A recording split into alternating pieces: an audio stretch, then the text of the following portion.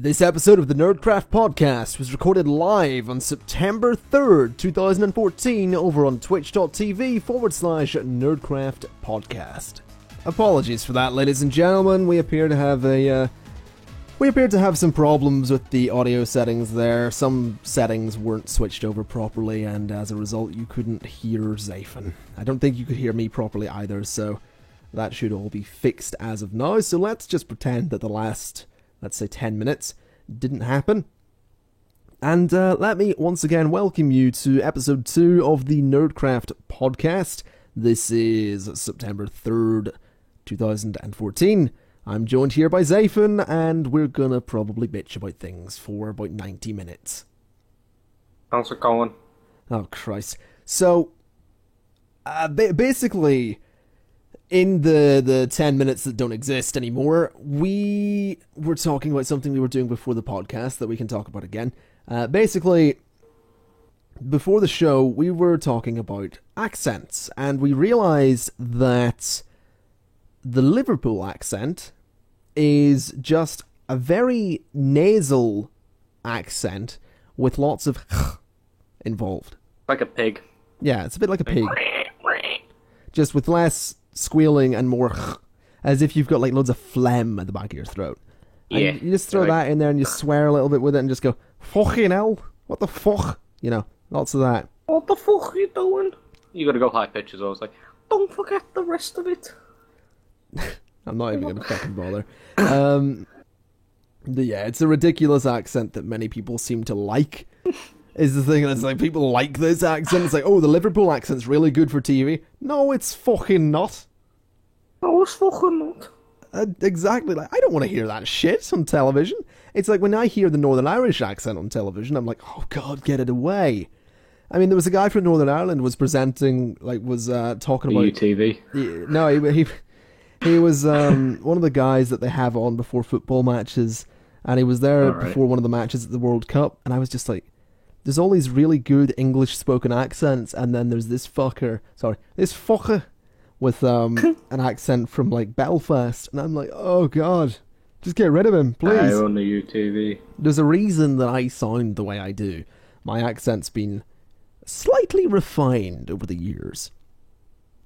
Oh, no, yeah. The amount of times that I'm from Yorkshire, so obviously it's Yorkshire and stuff like that. All the O's sounds like E's. So, for some reason, I don't know why. Like, near and stuff like that. But over the time, it has changed because I've moved so much.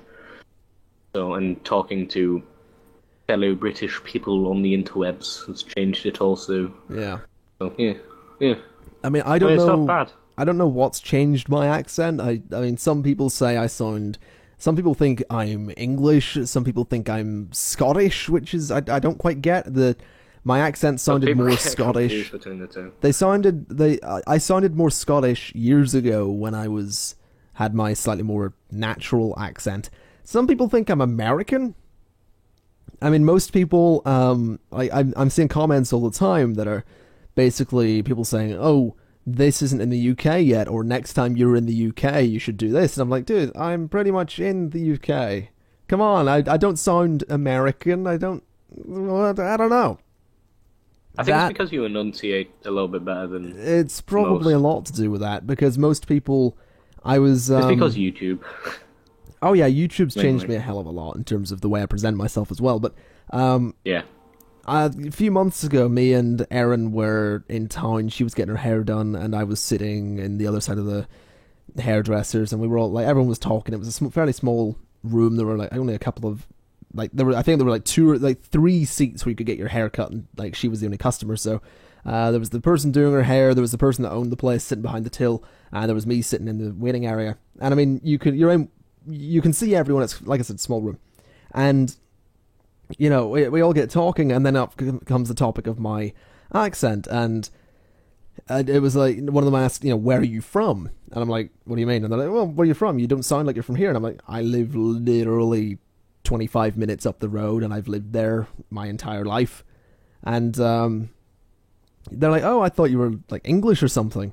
And this is something I've heard so many times. Like, a lot of Erin's friends think I'm English. when we went to her formal back in February. Afterwards, a lot of people thought I was English, and it's really strange. I don't get it. I think it is just the enunciation, and Probably. and for me, enunciation is incredibly important because it makes you sound more intelligent. It makes you Which you need a lot, I mean. It makes you feel more intelligent, and generally, if you're enunciating, you're focusing on what you're saying, and you understand what you're saying more, as opposed to fucking saying whatever the fuck you want to say. There's no I'm throwing in a few throwing in a fucking swear word here and there, and it's one of those. It's really important, Enunciating is really important in YouTube. There's no point.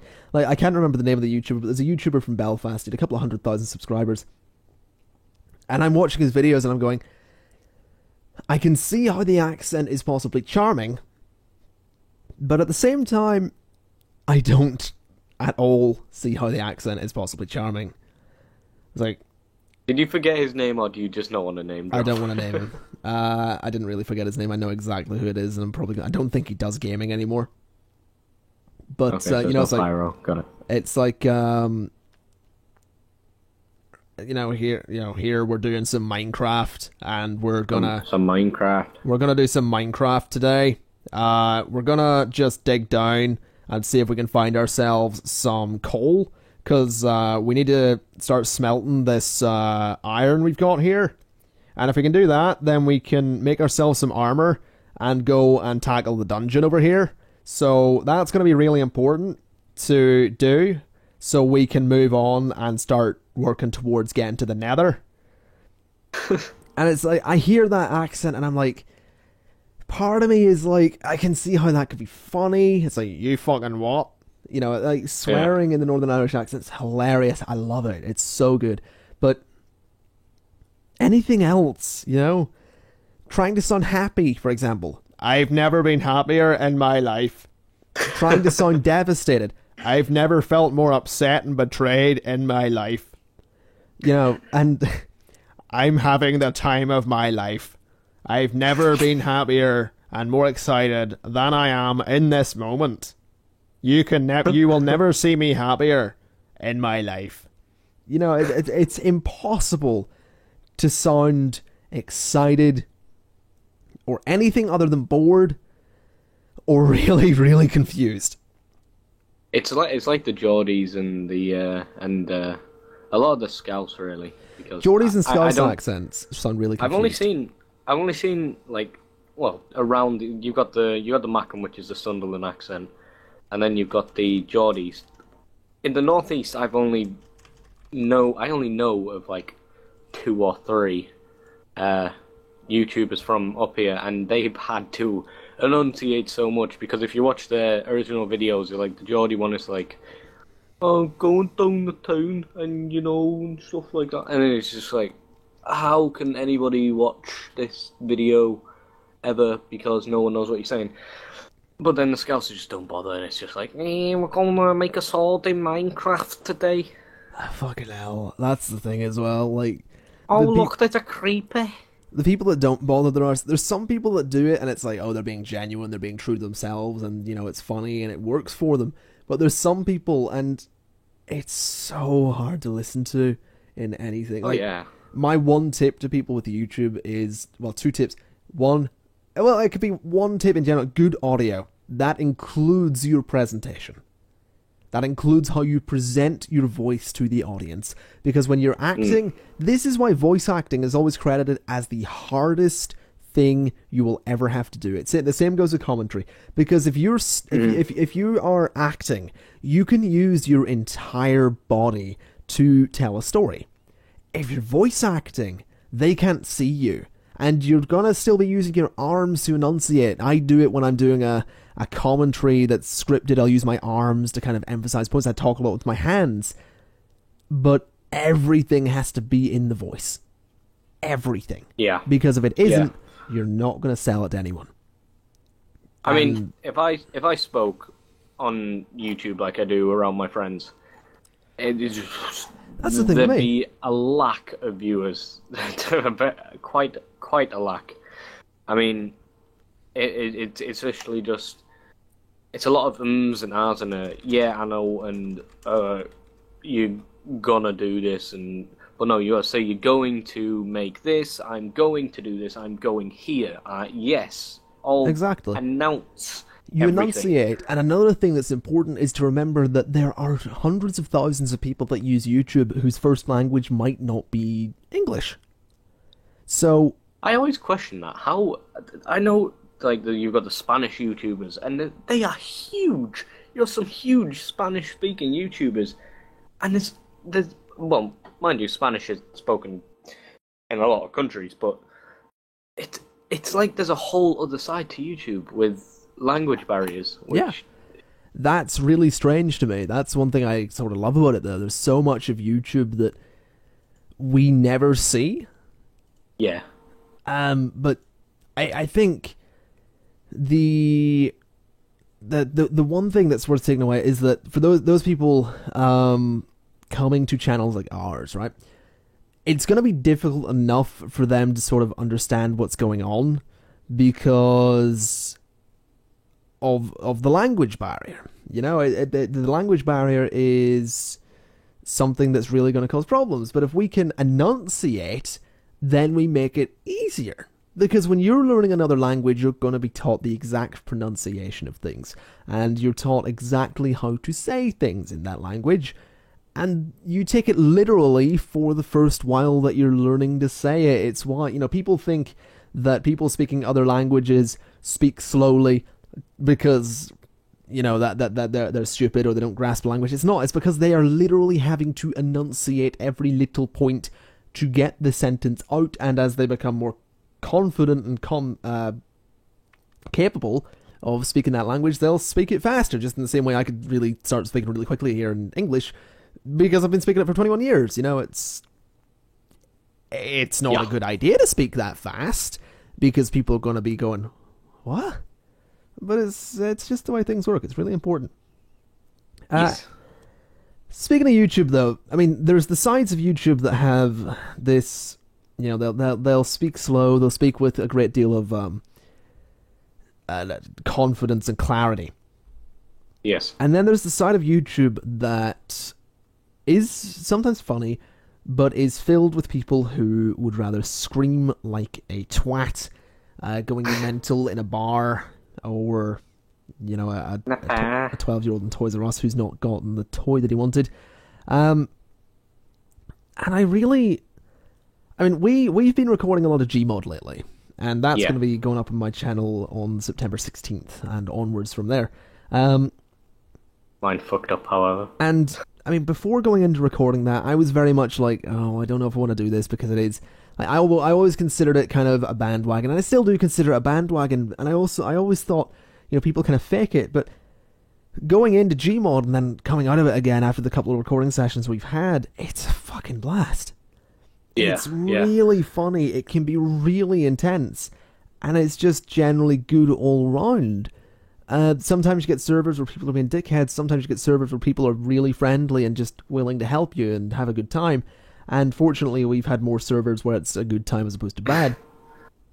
And that's fine. That's given me a new light on stuff like Gmod and channels that do the whole Trouble in Terrorist Town and Murder and Prop Hunt. What I still fail to see as a valid and honest thing, though, are horror games. Alright? I cannot, for the life of me, look at channels that do horror games with facecam. The facecam has no border. They've got their room all dark and they're screaming their fucking heads off. Yeah. I don't see it as legit. I just don't. You can play a horror game, which is fine, and if you want to have a facecam on it, that's perfectly fine also. Yeah, it's your choice. When you are literally putting on a reaction over nothing, say I'm playing Amnesia, there's a torch, I see my shadow, I scream my head off, and I wake up my whole street. That's not what you. That's not you. It's not legitimate. That's not you. That you need to be literally, and this is me using the correct definition of literally. You literally need to be scared by what you are doing, not anything false. It's like the new Silent Hill, the PT, isn't it? The PT playable trailer. That playable trailer is absolutely terrifying, and they've designed it in a way so you can't have a false reaction because everything is so eerie and scary as hell. Yeah. Which is why I think I've only seen a few of those horror channels who do the overreacting to the game play it, because they know that they can't overreact to it and they have to stop after a while. They can't keep going. That's what I love about it as well, though. That some big channels that are, they do the overreacting to horror games, they haven't touched PT because it is genuinely terrifying. I haven't touched it because I fucking know it's going to be genuinely terrifying. Oh, yeah. And I mean, the thing is, with me and horror games, I don't scream like a bitch. I find a corner and I don't leave it because I know that something's going to pop out. And that'll... I mean, you playing Amnesia was hilarious, but, And I played Amnesia on a stream like 2.5 years ago. And maybe 3 years ago, I don't know. And you had a legitimate reason to scream at your own shadow, though. Yeah, there was that. But I mean, I got to, I think it was 30 minutes into it, and I was doing it live. I think it was part of a charity stream, if I remember correct. And I had scheduled the stream, like I had the whole thing planned out, and Amnesia was meant to go on for like 90 minutes. 30 minutes in, I just said, nope, we're jumping on to the next game. I cannot do this. I cannot play this because I'm not going to make progress. I'm not going to get anywhere. If I keep playing this, I will stay in this little corridor because I've been here for 10 minutes now. I know nothing's going to pop out at me. I know that this is safe. If I move forward, nothing's actually popped out at me yet, but we're getting to climactic points of the game where things are going to pop out at me. I wasn't screaming like a little bitch in those first 30 minutes because there was nothing to scream at. But you see these channels, and they're screaming in those first 30 minutes. And it's like, there's literally nothing worth screaming at there. Maybe going, oh, what was that? But there's nothing that you're screaming at. And I get it, media and entertainment is often exaggerating the truth, but do it in context. Yeah. Because so many of these channels that do the overreacting thing try and pull off the whole, oh, we're honest, we're genuine, we're just being ourselves up here and we love that you guys enjoy that. No, you're fucking not. No, you're not. You're exaggerating the truth. You're creating this false fandom around yourself with the belief that when they meet you, you're going to be this zany, wacky person. No, you're not.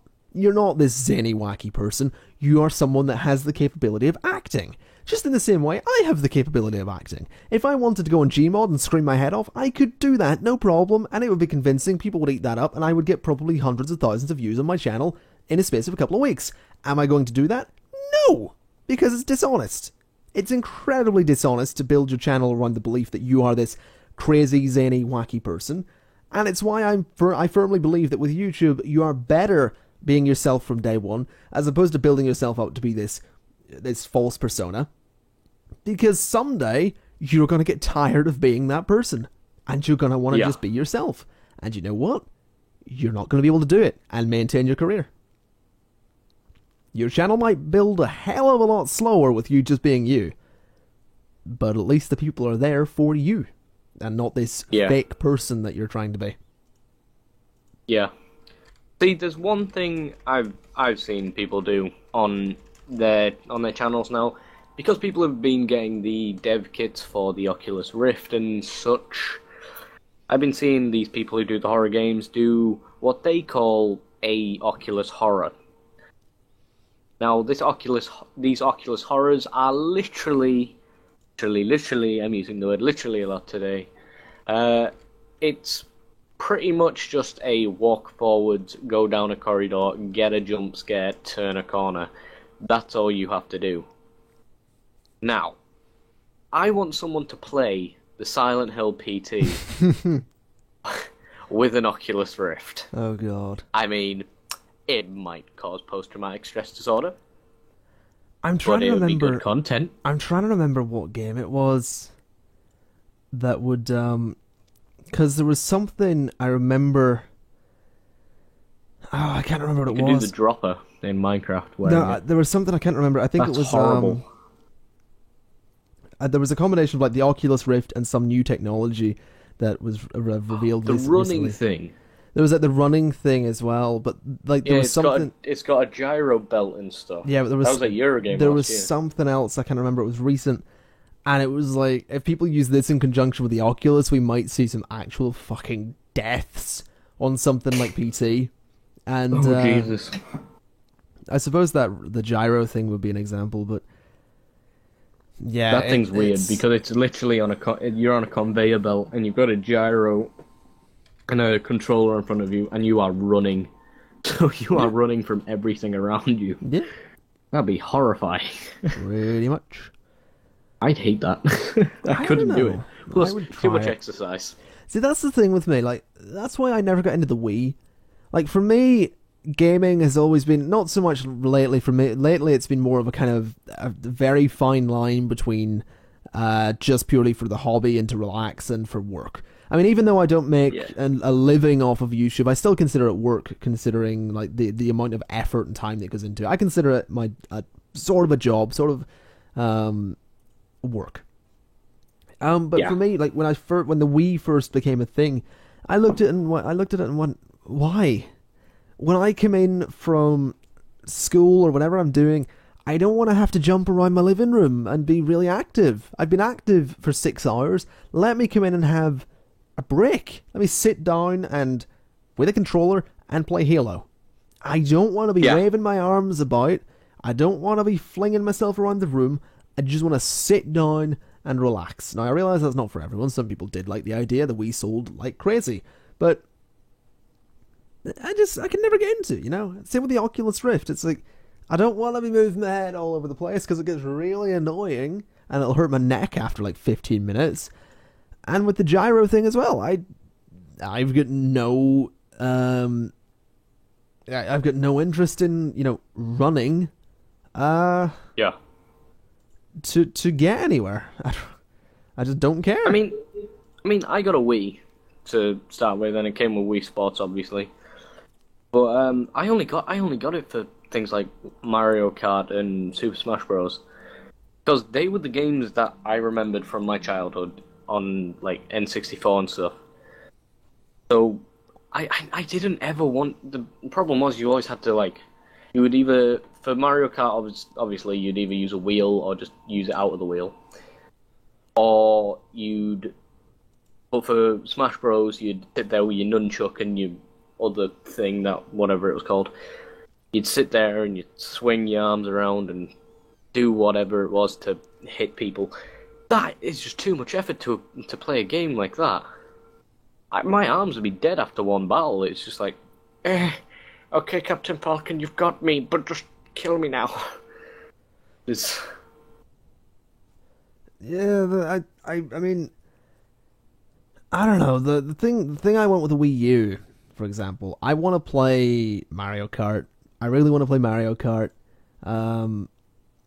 because I reckon it'd be fun. You know, yeah. I reckon Mario Kart would be fun. I sorta want to play what's the Smash Bros. But I mean, also what was it, Splatoon or something like that? It was revealed at E3. Whatever it was like I'm not sure. the ink squid thing. I want to play that. Oh yeah. I'd say, like, the thing is though, I'm not spending however like 200 quid for a thing where I'm only going to play 3 games and where there's only a game out every couple of months. There's only a game worth buying every couple of months. Which I suppose I say that I spent £500 on an Xbox One and I'm only what was the last? Fuck, I don't even remember. No, I don't know what the last game was I bought for the Xbox One. I think it might have been Dead Rising 3, which was just after Christmas. So, Wow. yeah. That said, I'm going to be buying Minecraft for the Xbox One this coming Friday. Yeah, because it's like a $5 upgrade from the 360 version. which isn't bad. Yeah, it's not too bad. It's bigger. I think it's either bigger or Infinite Worlds this time round.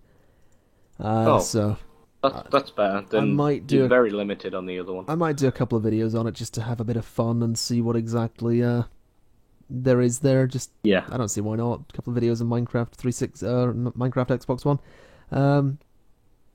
Never did anybody any harm. But I mean, other than that, I spent a lot of money on my Xbox One, and I'm only getting excited for stuff now because the Master Chief Collection's coming out. I'm actually sort of wanting the new Call of Duty, although I'll probably get it on PC instead.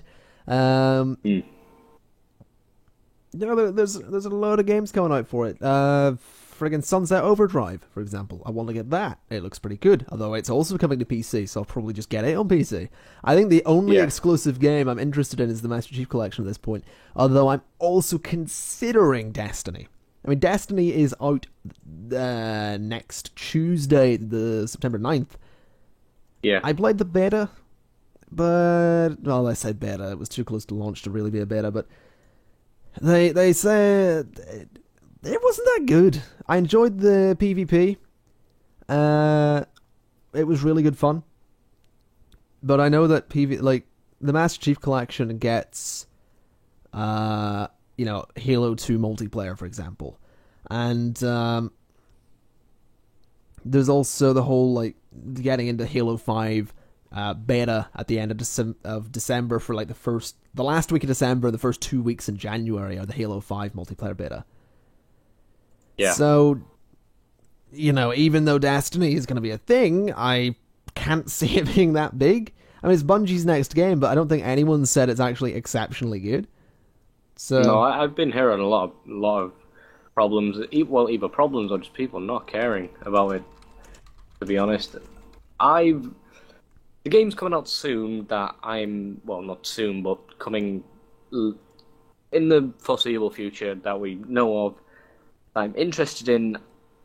I just don't think I'd get them either way. It's like I'm interested in the game I mentioned last time, Wild, which seems very interesting, but I still don't think I'm going to get it. I'm not interested in Destiny because I'm not going to buy a console for Destiny, in all fairness.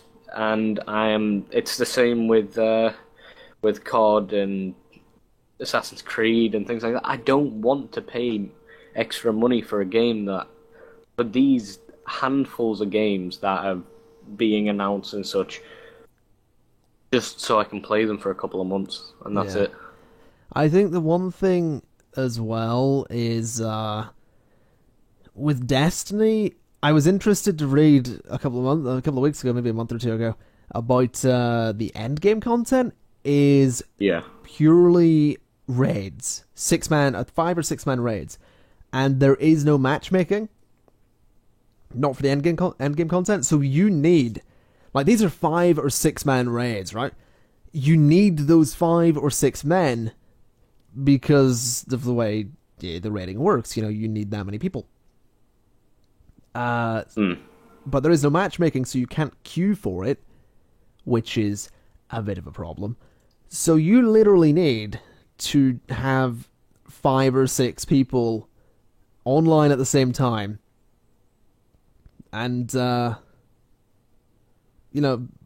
pretty much ready to go. The last time I had 5 or 6 people online at the same time on Xbox Live was years ago. Oh, yeah. It's really difficult now to get that many people together. I mean, you could probably queue outside and talk to them locally and go, oh, hey, do you want to do this raid? Okay, add me to your party. But at the same time, it's like, raids in MMOs have always been additional content. I mean, they're part of the thing, but you don't have to do them to get your endgame content. Your endgame content is you go from level 1 to level 50, and the endgame content is your level 50 content. Yeah. I mean, yes, some of it might be group content, but it'll just matchmake you with people nearby and randomers to get it done. Yeah. Destiny's like, nope, we want to be social, you need to talk to these people, you need to know them, blah, blah, blah. It's bullshit. It's definitely not a good marketing scheme. In all fairness, I don't. The thing with Destiny is, from what I saw when I was at Eurogamer last year when they were first showing it, and things that have been coming out recently, a lot. I've seen a lot of people complaining about how the multiplayer actually works in general, I see. because it's basically I've heard people complaining about the kind. Well, you invite a player to your game. You can go through. Well, lately it's been the betas, so you've been on. I don't know what that was. Lately, you've been going through. You can go through the set missions that have been put into the betas and stuff like that. But people who people are finding it harder to do the game on their own Yeah. with them on multiplayer. So people are needing multiplayer partners, which they're not going to find all the time on one of the next gen consoles, because as we know through the sales, not a lot of people have them. Pretty much. I mean, there's a lot of people on PS4, I'll give it that. It might be a better platform for something like Destiny, and considering Destiny's been marketed so much on PS4, maybe that's where it's at. But the thing is, it is still on Xbox One. It is still a game that's coming out there, and 360, and friggin' PS3 as well. But that doesn't mean you should just be ignoring it on Xbox One. It's just... They're betting too much on it being a social experience. And the thing is, we've complained so much. I mean, the thing with Xbox One is that that there was so much complaint and backlash about, number one, the always online thing, and the fact that they tried to make it into a social platform. This is why people got annoyed when Facebook bought the Oculus, because it's like, oh, they're going to try and make it a social platform for social gaming. Everything you do is social, social, social. Oh, I got this achievement. Tell my friends on Facebook. I got this. Tell my friends on Facebook. Oh, you unlocked this new mission. Tell your friends on Facebook. Oh, you just shat yourself playing PT. Tell your friends on Facebook. You know, that's what the worry was. I can just imagine people playing Farmville with the Oculus. Yeah, but that's what the worry was. You know, social, social, social. Not that many people really care about social gaming. The thing is, with me as well, I don't care about social gaming because most of the people on my Facebook don't care about gaming at all. So, you got a fair point. You know, I do not care about social gaming, but Bungie haven't listened. They've built a game around the concept of social gaming. Do you want to know the best platform for social gaming? It's PC, because you've got a keyboard, you can quickly message people, you've got microphones, you can quickly message people, you've got Skype, Ventrilo, TeamSpeak, Mumble, you've got all these various ways of chatting to people and getting in contact with them that is much quicker and much more efficient than doing it in a console. Getting in contact with people and chatting to them on Destiny via over a console is freaking difficult. It's not fun to do. It takes a little bit too much time. It might just be the UI and the way the Xbox works, but it'd be better as a PC game. Bungie are idiots for not making it a PC game, or Activision are idiots for not letting Bungie make it a PC game. But I just can't see myself getting Destiny, not at full price, not day one. If it comes to PC, if they announce it for PC, then great. I will get it for PC, definitely, because that'll be a better platform to have it on. Until then, if it goes on sale, sure. If it doesn't, not interested. Master Chief Collection comes out November. There's Shadow of Mordor at the end of this month, which I really can't wait for. There's better games than Destiny. Destiny's a cool experiment, it's a cool concept, but if I wanted a game with thousands of people in the same world as me all shooting guns, I'd go play PlanetSide 2. Yeah. The Shadow of Mordor, I've heard a lot of people who have been who went to Gamescom and PAX and stuff like that, who have had test of what it's like. I've heard a lot of people say it's a lot like Dark Souls, but the only difference is there's literally the character's movements. It's pretty much got the fighting style from the Batman Arkham games, and for some reason jumping animation from the Assassin's Creed games. This is what I've heard as well, actually. But they've all complained about that, but then gone round to saying, but the story and all the way the game looks, it makes up for it so much.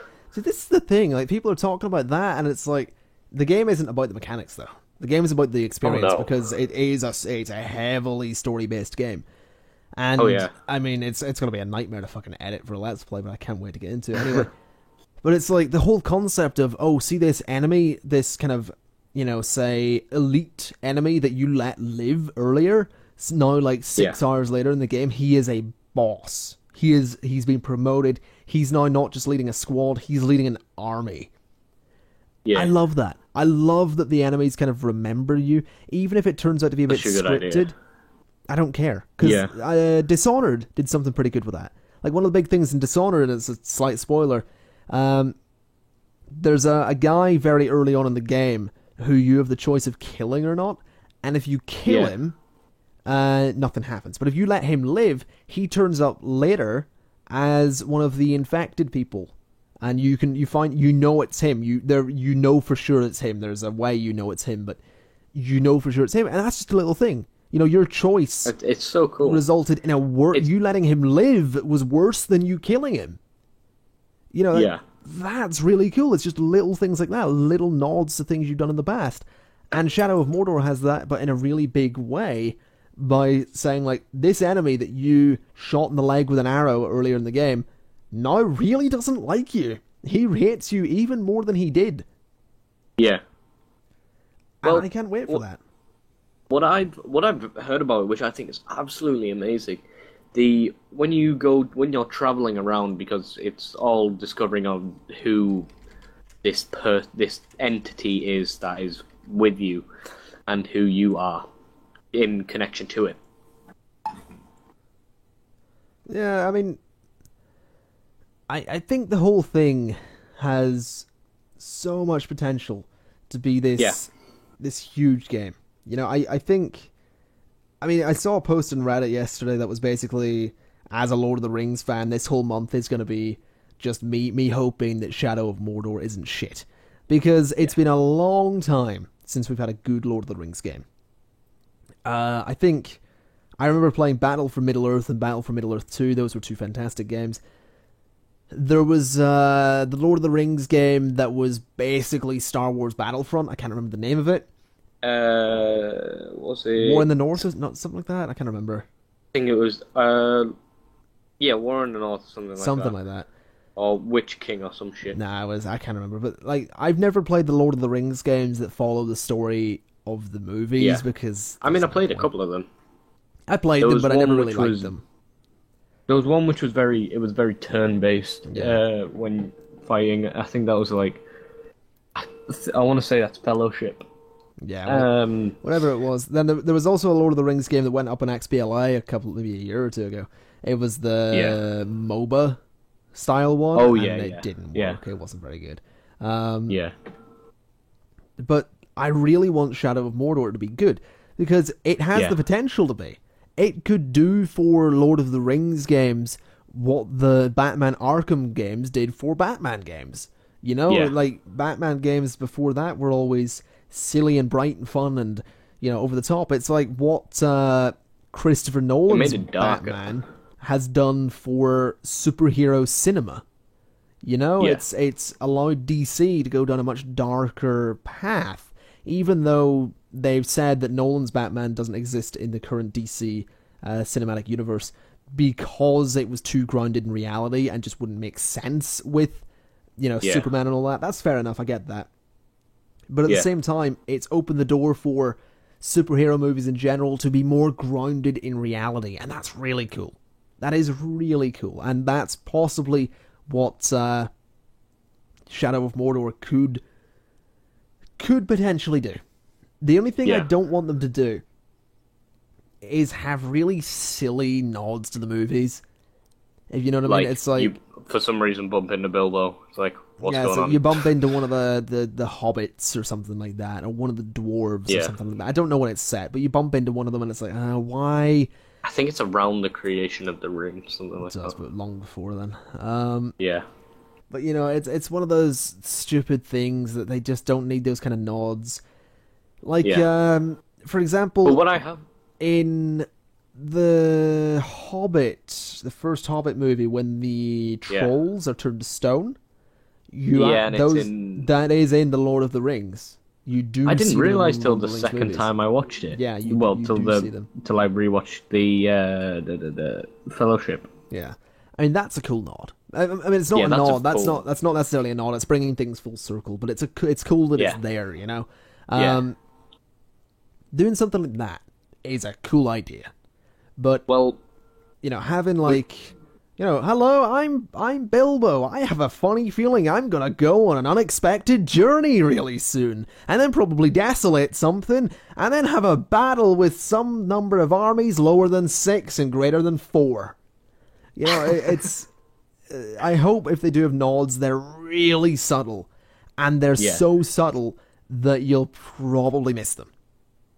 Because those are the best ones, because you look back on it and you go, oh my god, that was that guy. I mean, if they do it like I've been hearing they're doing it, when you interact with the... Say, because you travel a lot in the game and you'll obviously go through the Shire and stuff, and places like that, and Bree and places like that. What I've heard is that you will bump into characters who will make an influence further on to what the films became. Like, you will most likely bump into either Frodo's parents at some point, before they died,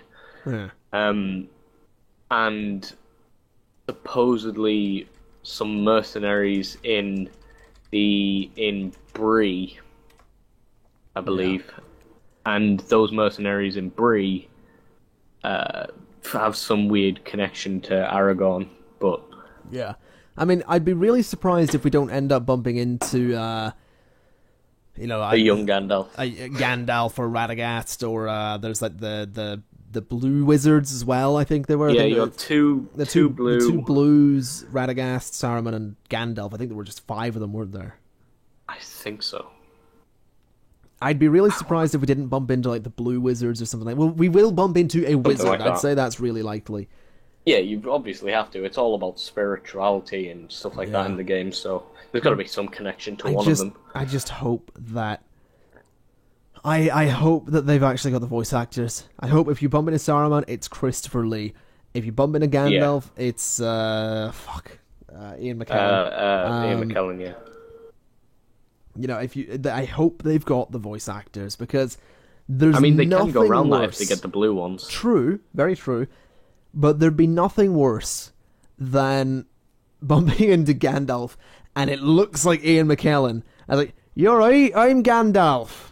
I'm here to take you through the Shire and over to Mordor. This is the finest weed in Shire. This is the finest weed in Shire. Trust me, I know. I grew it. You know, it's like... He sounds a bit like Samwise. Yeah, I hope they've got like Ian McKellen. I don't want them to fuck things up. Yeah. But other than that, I think instead of Christopher Lee, it's just like me, the guy who played Palpatine. Yeah. Oh god, that'd be such a fuck up. Fun fact, actually, and after this we'll go to a break. I think it's the Fellowship when they're crossing the mountain. Yeah. And it's like you can hear Saruman's voice in the wind. Listen carefully, and it sounds like it's just Christopher Lee going la di da di da. Like, I'm not even kidding. It's as if they got him to go into a sound booth and they just went, Chris, just whatever you want to say, we'll put some reverb on it. It'll be awesome. And it's just him going la di da di da di da di da. I think it's actually him speaking Elvish, or Elfish. Elvis, yeah, Elvish. I think it's Elfish, whatever it is. I think it's Elvish. Whatever it is, but I think it's that. But it literally just sounds like him going la di da di da, and it's just the funniest thing. Like when you hear it and you realize that it sounds like that, you can't watch that scene without hearing la di da di da. You may have ruined that scene for me. I've ruined that scene for everyone. Yes. Anyway, we are going to go to a very quick break, folks. We'll be back in just a couple of minutes. You can get in contact with us via hashtag NCPodcast on Twitter. You can also put stuff in the stream chat itself if you so desire. We will be right back. Don't go anywhere. Alright, ladies and gentlemen, we are back after that short break there. Oh boy. So I'm looking at something on Reddit, okay? Okay. And it's a guy spends 7 months killing everyone in Fallout 3.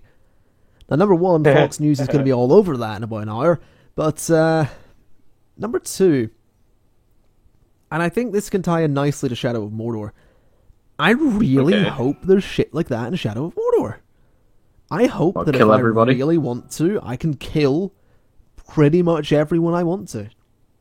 Well, you could do that in Oblivion. You could go around the city and just end up killing everyone. That was one thing with Oblivion that I found hilarious. There was a town in Oblivion, and the guards... I remember the town. The guards wore, I think, orange armor. Yeah, I can't remember the name of the town. It was like on a little hill off a road, had a bridge going over the road. You could kill literally every single person in that town. Yeah. And I think the reason you could do it was because there was never a quest there. There was never a quest giver in that town. I think that town was just for selling or something. I can't remember what it was, but you could literally kill every single person in that town, and when you go back to it, I think the bodies never disappeared. No, they didn't. They're always there. I remember doing it, and then really regretting it, because the town was then, there was no point in going there. There was literally nothing to do. And it was the best thing. Because I remember you had that freedom. I remember on Fallout 3, you get to either blow up Megaton. Oh, yeah. Or save it. And I'd already saved it once. And I was just walking around. I was back into the place again. And hello, Snowblitz, just popping in the chat there.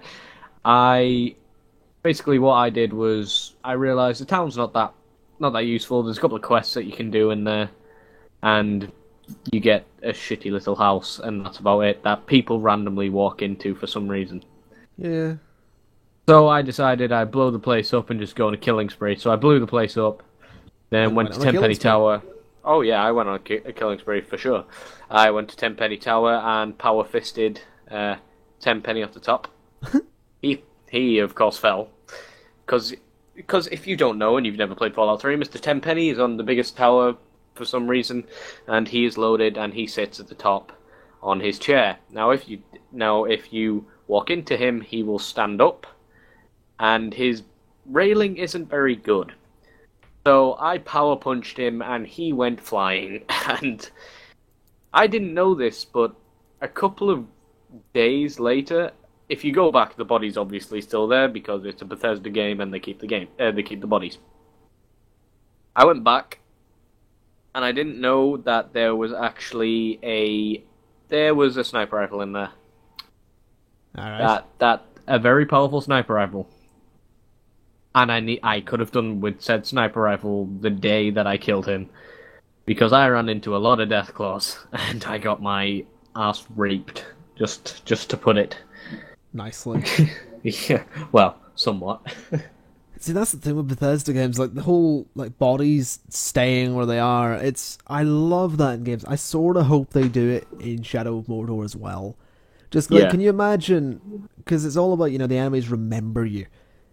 Can you imagine, what would happen is, say, there's a small group of orcs out scouting, and you stumble across them and kill them, right? And you leave the bodies there. Turns out they were scouting ahead of a really big group of orcs, big tough orcs. You didn't move the bodies, or you didn't kill them in somewhere, some dark place. You didn't lure them away. And this big group of orcs, number one, realizes their scouts haven't got back. Number two, they walk forward and find the bodies. And you're still in the area. They're going to start looking for you. Well, not you, but looking for whoever killed the scouting party. It's one of those things. I want that to be a thing. I want Shadow of Mordor to be a really good game, because if it isn't, well then fuck. I think what would be interesting is if, say, you came across one lonely orc who turns out to be part of a large scouting group who has been sent off ahead, or a messenger or something. You kill said orc, and then the group of orcs find the body. That group of orcs will then instantly become hunters upon you. That would be absolutely amazing. If they now tracked your scent wherever you've gone. I think... And they follow you. I mean, that would be... And I want it to be that kind of thing, where they remember it. And it's you killed a guy, and you were careless killing this guy 2 hours ago. And you're doing a mission, you're on your way somewhere. And suddenly this orc scouting party has found you, and they're like, you killed our brother, and it's like, what? And it's like, it's like, you killed him here, and you're like, oh my god, that was 2 hours ago. Yeah, you turn up to Mirkwoods, and all of a sudden there's a big group of orcs just waiting for you, or like coming over the hill. It's just like, well, clearly this is a backlash. I probably deserve this. Probably. But, it's... And then you're just sat there going, oh, please help me now, and nothing happens. Pretty much. You get raped. I mean, that's just it. I want things like that in the game, and I think that's kind of why I maybe don't want Destiny as well, because it's this huge world, and as much as it, I said in my first impressions of Destiny that it's good because it doesn't make you feel like this really unique, special person. And a lot of people were kind of confused by this. It's like, well, don't you want to feel like a kind of hero? It's like, no, not in an MMO. Because when an MMO does the whole, you are the one, you're the chosen one, you're the only one that can save us, and then you ultimately fail. No, but it's not that. It's like, you are the chosen one. You leave that quest instance, and you suddenly see there's like 30 other people around you that have just finished the quest, and it's like, they are all the chosen one. We are the chosen one. There are millions of chosen ones. It's like Destiny does a really good job of not making you feel like the chosen one to begin with, but later down the line, it starts to go that way. It starts to go, you are the one that must save us. You must understand the thing, the big ball in the sky. And it's like, no, don't do that, because you're going to start going on about, oh, you're the only one that can save us, and then it's going to be, oh, look, there's a million other people around me that are the only one that can save us. It's an MMO thing that I don't think we'll ever be rid of, but I just can't stand it, because it's like, you are the chosen one. No, I'm not. My friend has just finished that quest with me, and he's been told exactly the same bollocks. It's like... MMOs are basically that one slutty girl that everyone knows, and she tells everyone that they are the one, and they're the one she wants to spend forever with, and then she goes and bangs a million other people and says that to them as well. It's like, no, I'm not the chosen one, I'm just another person who you want to screw out of money. So basically, you're saying World of Warcraft is like a slutty girl. I am saying that MMOs are like slutty girls, because they say to everyone that they are the one, but they're really not. Yeah. Slutty lying girls. Manipulative girls. Slutty lying manipulative anyone. It doesn't have to be girls. It can be anyone, I suppose. Where are we broadcasting from? Snowblitz asks. Well, we're broadcasting from the UK. I'm broadcasting from Northern Ireland. Zayfen is in England.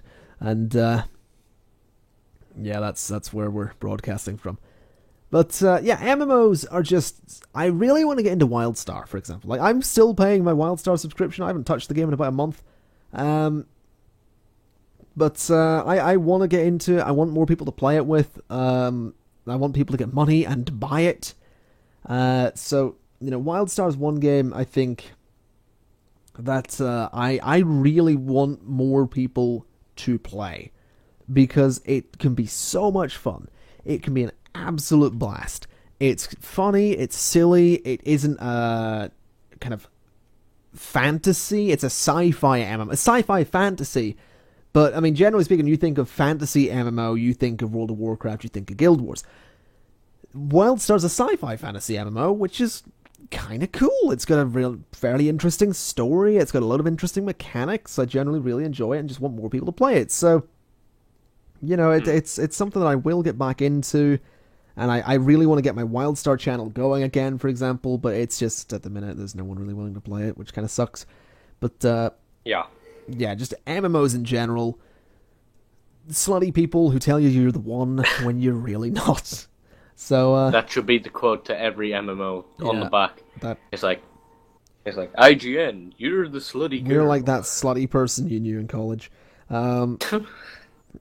That's basically every MMO. But for me, on the thought of Shadow of Mordor, what I understand is you can either, as in every game, you can either choose which karma you go for, like good and bad. So you can gain, I believe you can gain followers from the way you act in certain quests. Yes, I remember hearing about this. You can have like your own army, can't you? Yeah. But obviously, what I'm gonna do, I'm obviously gonna go down the good path because it's so satisfying seeing an orc die. So what I thought would be great is if you obviously someone's gonna go over to the go over to near what's it called? Mordor? Go over to go over to Mordor. Are Right. they gonna walk to it? Because that's not... We're gonna simply walk to Mordor. Motherfucker. Yeah. And basically what I thought we could do, what you could do, have a few followers, obviously, like just like I don't know, let's say you alone, then another 11. Alright. Then, right, if you get where I'm going with this, go to So, Mordor and one- reenact the film. One does not simply walk to Mordor. 12 do. 12 do. Wait a minute. 12 Didn't- people are going to didn't- walk there. Didn't they simply fucking walk to Mordor in the end? Like, they walked to the fucking gates, didn't they? Pretty much. Like, I just realized that at the end of Return of the King, they literally fucking walk. They do walk to Mordor. Like, it's, yeah, they one does not mind simply you, walk there. It's Gandalf like, gets a bird, but... yeah, but then, like, Sam and Frodo walk right in there. And, Oh, yeah. Aragorn and everyone else walk right in there. Yeah, So I'm yeah, afraid, they do. Mr. Sean Bean, you were talking out of your arse. Well, he doesn't last long enough to see it anyway. This is spoilers. true, but was anyone surprised? Not really. No. But what I thought is you could piss off a bunch of, like, ogres and shit. You just want to piss them With- off and then reenact the confrontation at the Black Gate, don't you? Yes, of course I do. And then, obviously, I'm going to go to every other place that was in the film and reenact scenes, every yeah. battle ever. But it would be cool if, like, you could get, like, an orc army to attack you, I don't know, you're over Rivendell or something. Yeah. And all of a sudden, every soldier in Rivendell gets to defenses and starts fighting back. I hope it works like that, though. I hope it's not like, Frodo and Sam took a back route. This is true, I saw that in chat. But I hope it's not like, you can lure an army so close to a town, and then when you get into the town, they run away because they won't come into it. Yeah. I hope they will actually fucking come into the town and, like, start killing people, and it takes a minute for the guards and all to come out and start fighting back. Yeah, that would be pretty awesome. I think we're maybe being a little bit too wishful with, Of course. Shadow of Mordor. It's probably not going to be anything like that. I hope it is. I do want to come back to The Sims, though. Let's go back to the Because Sims. I've been thinking about making some of the Nerdcraft guys in Yeah. The Sims 4. And I'm thinking Okay. about making some of the people that we know on YouTube as well, some of the people we've done videos with and I've done videos with and all that, like Fraz and Sherlock, Yeah. for example. I'm Yes. really thinking of making like a bunch of people I know in The Sims 4, just so I can stop seeing these like stupid Sims. Because there's a girl, she's in one of the first episodes that's gone up on the channel already. Her name is Summer Holiday. And you kill her off? No, I don't. You'll see what Oh, happens to that's her in a shame. the coming episodes. But her name is Summer Holiday. And at first I was like, oh my god. But, it's sort of... Summer's a nice... I like Summer as a name. I think it's a really nice name. The last name Holiday, But though, I'm when the last sorry, name's but- Holiday, that's just stupid and annoying. Like, it is something I would do. Like, if my surname was Holiday and I had a daughter, I'd just go with Summer. And just to take the piss, like, Summer. You go the Kanye West route and call it Winter. Oh, fucking... Oh, God. North. What's your surname? West. What's your daughter's name? North. Northwest? Yeah. I thought it was clever. You know someone's fucking dense when that's the extent of them being clever. When it's like, I thought North was clever. It's like, you're fucking dense. Jesus. We were thinking about a middle name as well. What was that going to be? South. No, we were going to go north. So it's not quite northwest, it's more north-northwest. Because for those of you that don't know, a compass does Double have... barrel. It does have north, northeast, northwest. Yeah. But when it's like between north and northeast is technically It's- called north-northeast. Yeah. And then when it's between northeast and east, it's east-northeast. Like this, Yeah. these are actual things. I learned all of this in geography. I'm not taking the piss. It is north-northeast, or east-northeast, or east-southeast, or south-southeast. Like, it is to that degree. So it's Just give the child a double barrel name that'll North. stick with her for life. north-northwest. I guarantee their child will change its name when it gets older. Yeah. Oh yeah. It'll be like, I hate my parents because now I'm getting called Compass all the time. And it's just like, changes its name to Steve. You know? Steve. What's your name? Steve West. See? That's- Already better. Yeah, it's much better. But I can't stand stupid names. That said,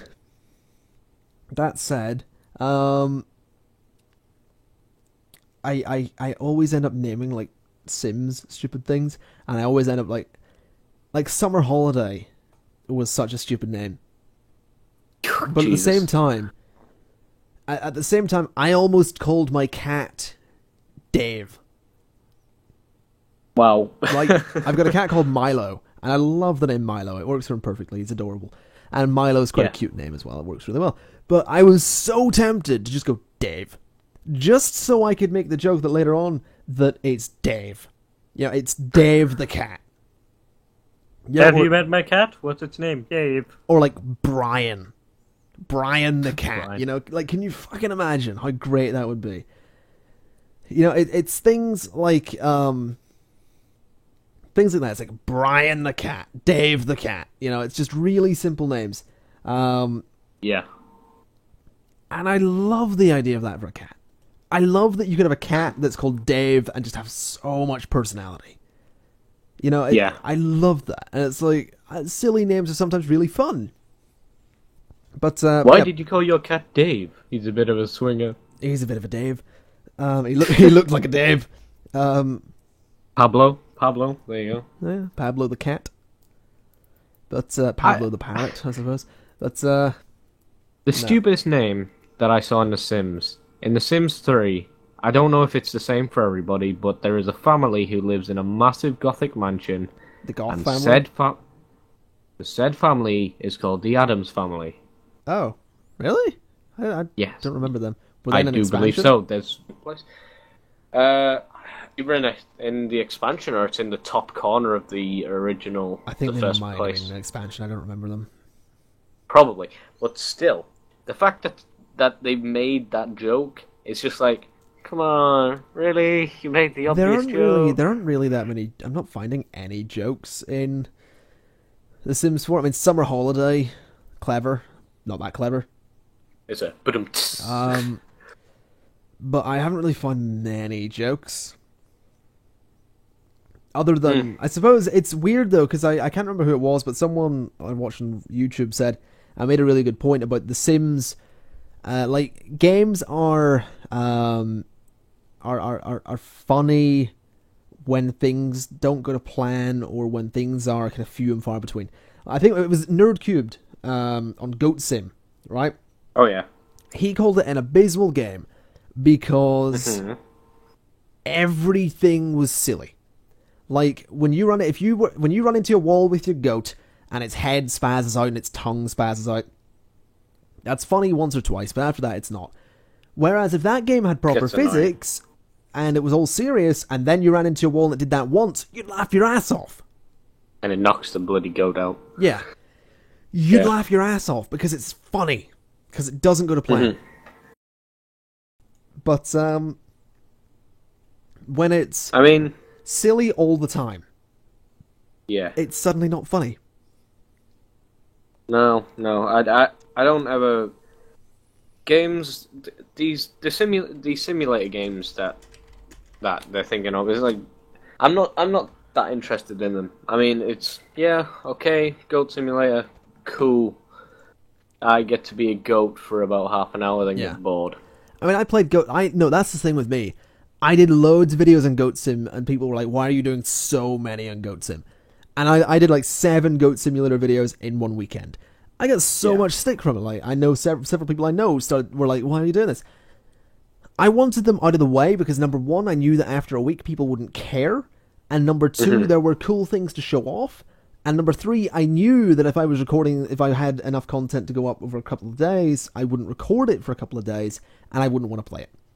So it was basically a case of, record it all today, get it all up today and tomorrow, never touch it again. And I never touched it again after that first weekend. And that was just it. It was like, this game is constantly dumb. This game it's barely a game. So therefore it's too much of these things that we'd usually find funny. Like when physics go a bit mental and a ragdoll spazzes out in a game like Halo, you laugh your ass off. Same with Call of Duty, because it's usually not like that. But in Goat Sim, it's like, oh, it does this all the time, it's no longer funny. And what he pointed out was, it's kind of similar with The Sims 4. Because The Sims used to be quite serious in places, but have some funny, quirky moments. Whereas The Sims 3 and 4 has gone more down the route of everything has to be silly, everything has to be funny, everything has to be quirky. Everything has to have a quirk to it. Everything has to be an in-joke. And that results in all of these quirks and silly moments and in-jokes no longer being funny, no longer being satisfying, because there are loads of them. There are so many of them that you're used to them, and it's effectively desensitizing you to that humor in the game. Yeah. Because you're being overwhelmed with it. It's like, me online, I've seen so much shit on the internet that I can look at something horrific and not give a damn.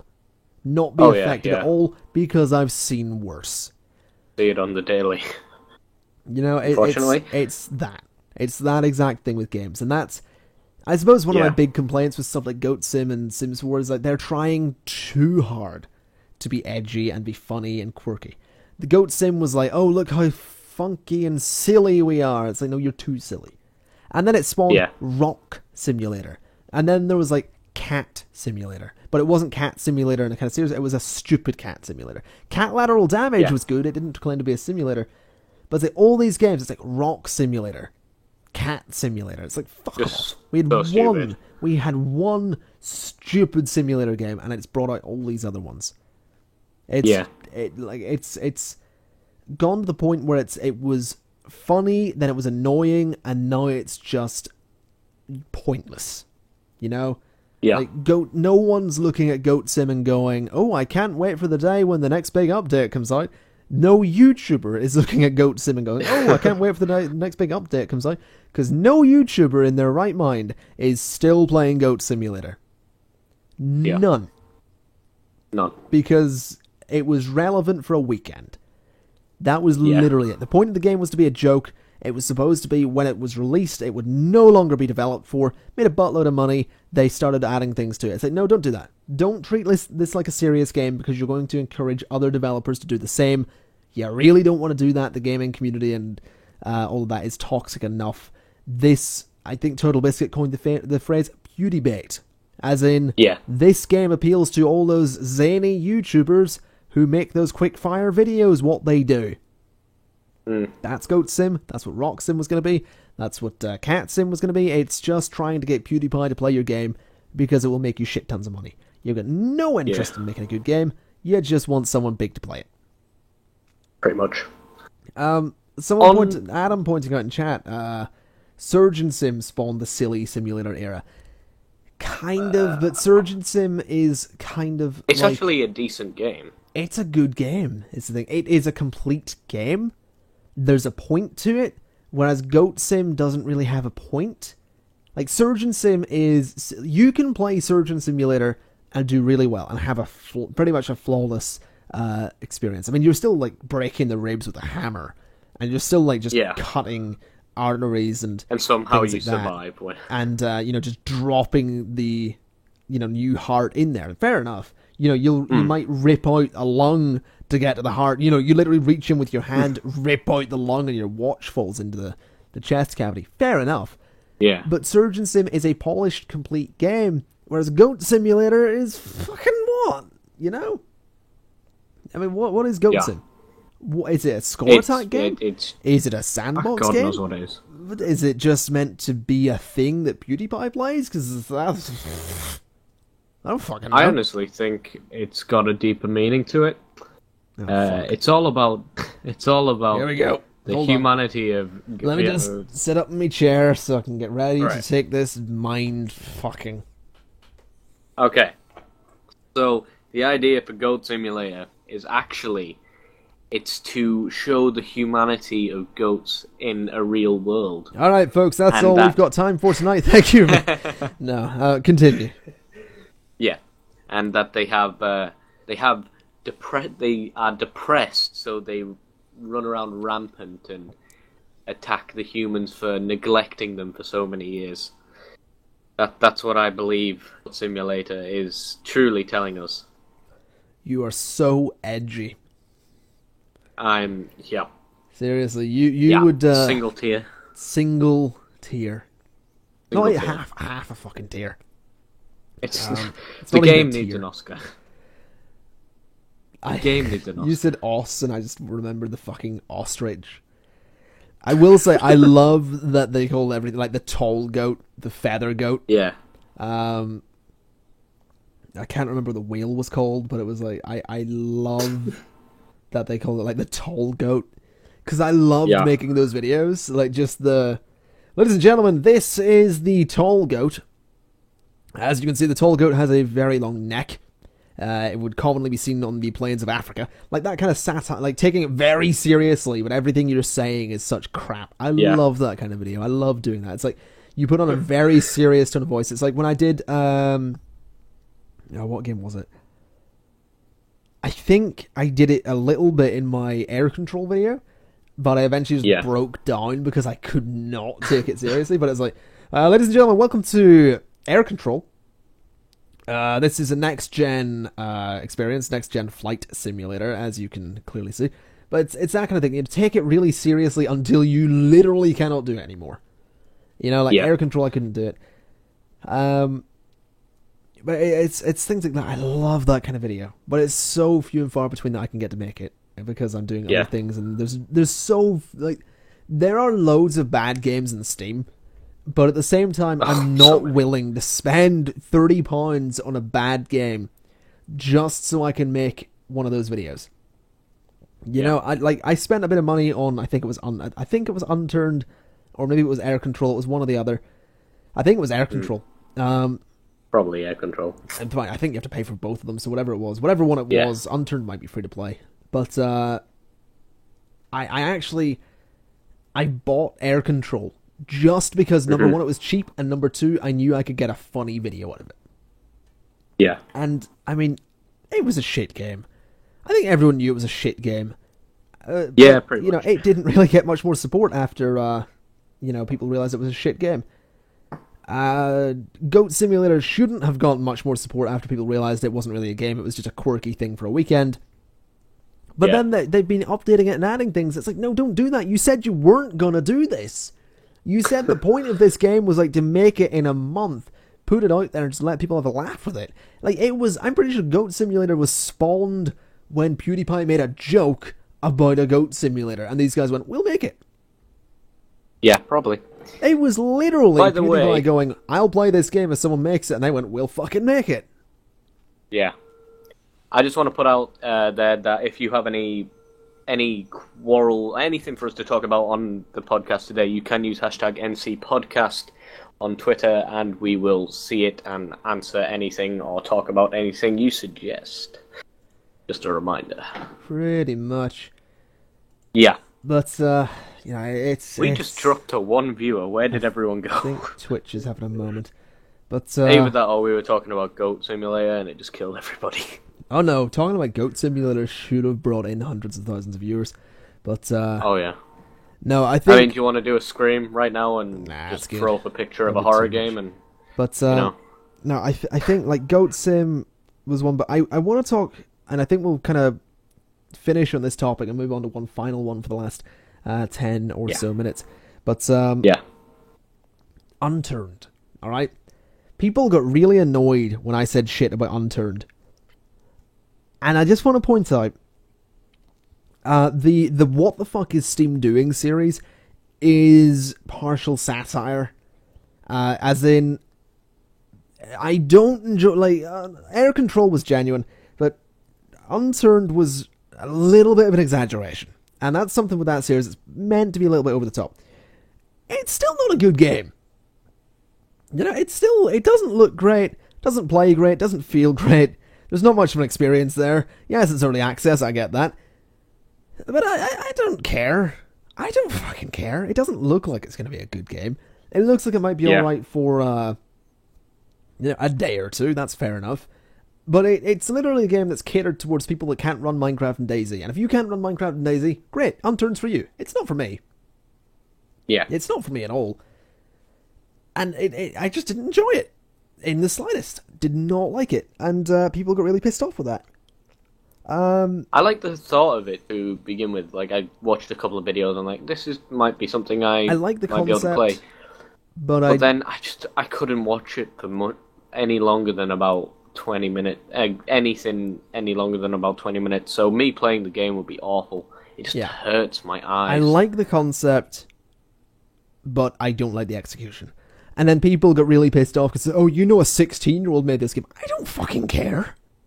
Yeah. I don't care what age the person is that made this. It's shit. Yeah. If it was a 6-year-old that made it, and when I want to make a game that looks a bit like Roblox and Minecraft and has bits of DayZ, I'm like, what the fuck is this 6-year-old? Why does he know what DayZ's like? Yeah. But other than that, I'd be like, this is a really good game for a 6-year-old to make. Holy shit. Yeah. But I like the weapon system and the fighting system in the game because it's just it's fun. It's like, I can run through a horde of zombies, but then easily get taken out by them at the same time. Yeah. But if you want something like that, there's 7 Days to Die. It's a perfectly good game. It looks so much better as well. 7 Days to Die. I will say there's the War Z Infestation Survivor Stories. Not good at launch. Exactly. It's an alright game now. It's a more friendly and user friendly DayZ. Yeah. It's. I mean, you don't get the lags of, like, I hit a zombie and then all of a sudden it dies about 2 minutes later. Yeah. As well. And you don't have to, like, hit it several times to hit its hit mark because, it's DayZ. Yeah, pretty much. Unturned turned me off. Unturned is just... with its... It's not that great. Yeah. Anyway, we have 2 things on Twitter from Sherlock Shuffle. Dear NC Pod, this is like Dear BBC. Why is Sherlock Shuffle better than Conflict Nerd in every way? Zaphen? Right. Be careful with your answer. There's one thing. Be careful with your answer. Go on. Sorry, sir. No, but the reason Sherlock Shuffle is better. The reason Sherlock Shuffle is better than Conflict Nerd in every single way is because he can build me a nice PC that is local to me. And you should all ask about his services because money. Ladies and gentlemen, I would like to announce that this is the last time Zaphen will be appearing on the Nerdcraft podcast. There is nothing personal in this decision. It is purely a business-based change. I could have said at least. I could have said. To be fair, this is your fucking he's not podcast. A twat, so it is my podcast. Like you come up with this concept. You just got me to put together the graphics, and I before episode 1, I was I'll stream it because I've got the better audio setup. So, ladies and gentlemen, I would like to announce that this is the last time that I will be appearing on the Nerdcraft podcast. You can go find someone else to host it, you bastard. Well, I could have said, well, at least he's not a twat. But, yes, he could be a twat. There's also Dear NC Podcast. How excited are you guys for Game Expo Scotland? I think we can finish on that one. I think we can bring things to a wrap. I haven't yet got my hotel. Neither have I. I haven't yet got my flight. I haven't got my train. I have got my press passes, though. I have my free ticket. So I'm quite excited. I have just given my grandmother £350. I've got like £80 to my... Well, no, I owed her a bit of money. I think I owed her like $230 from the last couple of... Is she a loan shark? No, I owed her $230, and that was like for a couple of things I'd bought. Because the last couple of weeks, I've been waiting for about 500. I got about 450 to 500 pounds. And I've been waiting for it to go into my bank the last couple of weeks. So I used her card to get myself The Sims 4 and a couple of other things, and I think I owed her 230, but I just said take 350 because that'll cover everything. That'll help get some stuff for the house. You can get yourself whatever, etc., etc. And I've now left myself with like £80 to £100. So I'm gonna save up a bit between now and kind of mid-September. Yeah. And then that'll get me the hotel. And I'm just gonna get the flight over and a bit of spending money, and that'll be my 21st, pretty much. My 21st is like a month and a little bit after. I think it's like 5 weeks after Game Expo Scotland. Yeah. That's fine, it's a decent 21st. Sherlock mentioned that he's driving up. If he wants to save me buying a train ticket, he can pick me up on the way. But with me, because I've got Eurogamer literally the weekend before, I've got some money saved up that my mum and probably my dad, I don't know about my dad, saved up for me to take with me for food and stuff, and because it's London, it's expensive as hell. I have just over 200, possibly 250 in my bank, which is both birthday money, because it was my birthday yesterday. Happy birthday to me. Fuck off. Work money, which I've been working with, and some money I got off my nan, which is awesome. And is that her Tesco money? Yes. For those of you that don't, Tesco pension money. For those of you that don't get this joke, go watch episode 1 of the podcast. It's on youtube.com/Nerdcraft Podcast, I do believe. That's where this VOD is going to be going as well. So if you missed the start of the podcast, you can go and check it out there. Yes. But let's start moving towards wrapping things up a little bit. This Game Expo Scotland. Yeah. We're really excited. It's going to be fun. It's going to be fun. Yes. It's going to be interesting. It's going to be a bit different. It's also my 21st birthday present to myself.